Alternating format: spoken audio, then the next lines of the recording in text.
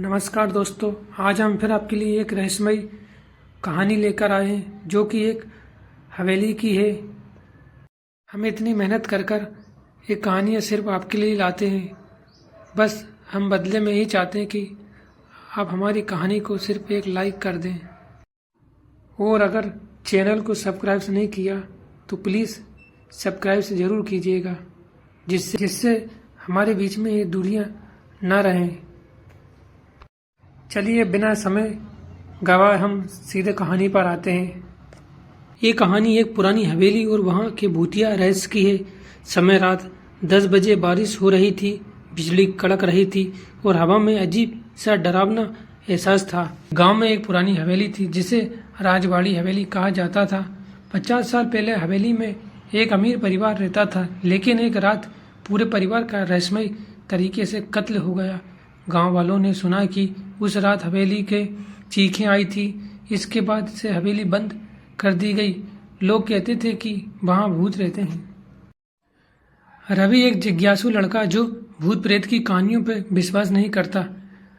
राजू रवि का दोस्त जो थोड़ा डरपोक है।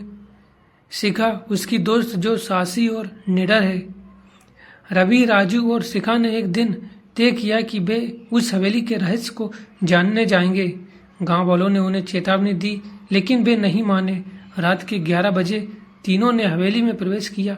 हवेली के अंदर अंधेरा था, सिर्फ टॉर्च की रोशनी में वे आगे बढ़ रहे थे। दीवारों पर पुरानी तस्वीरें थी जिनके चेहरे अजीब से दिख रहे थे। रवि ने जैसे ही पहली सीढ़ी पर कदम रखा, उसे किसी के रोने की आवाज सुनाई दी। ये आवाज कहाँ से आ रही है, उसने पूछा। राजू कांपते हुए बोला, शायद ये हवेली की आत्माएं हैं, चलो वापस चलते हैं। लेकिन शिखा ने कहा, हम यहाँ सच का पता लगाने आए हैं, पीछे नहीं हटेंगे। आगे बढ़ते हुए उन्होंने देखा कि एक दरवाजा खुला हुआ था जिसमें से ठंडी हवा आ रही थी। वे अंदर गए और देखा कि एक पुरानी अलमारी थी। जैसे ही रवि ने अलमारी खोली, उसमें से एक साया निकलकर बाहर आया। तीनों चौंक गए और पीछे हट गए। वह साया एक महिला की आत्मा थी जिसमें उन्हें बताया कि उसका नाम अनुपमा है। वह इसी हवेली की मालकिन थी। उसने बताया कि उसके पति ने लालच में आकर उसकी हत्या कर दी थी और परिवार के अन्य सदस्यों को भी मार डाला। तब से मैं इस हवेली में भटक रही हूँ, अनुमान ने दुखी स्वर में कहा। अनुपमा की आत्मा ने कहा कि हवेली के तहखाने में एक पुरानी तिजोरी है जिसमें उसके पति की सारी संपत्ति छुपी हुई है, लेकिन कोई भी उस तिजोरी को नहीं खोल पाया क्योंकि जिसने भी कोशिश की उसे मौत ने घेर लिया। शिखा ने हिम्मत दिखाई और पूछा, अगर हम आपकी मदद करें तो क्या आप हमें नुकसान नहीं पहुंचाएंगे? अनुपमा ने हामी भरी और कहा कि अगर वे तिजोरी की रहस्य सुलझा देंगे तो उसकी आत्मा को मुक्ति मिल जाएगी।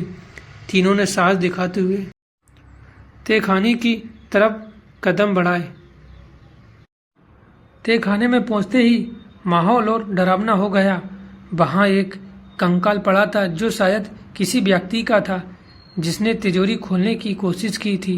रवि ने तिजोरी के ताले पर गौर किया और देखा कि उसमें एक पहेली लिखी थी, उसका नाम बताओ, जिसने हवेली में सबसे पहले कदम रखा और फिर उसकी मृत्यु हुई।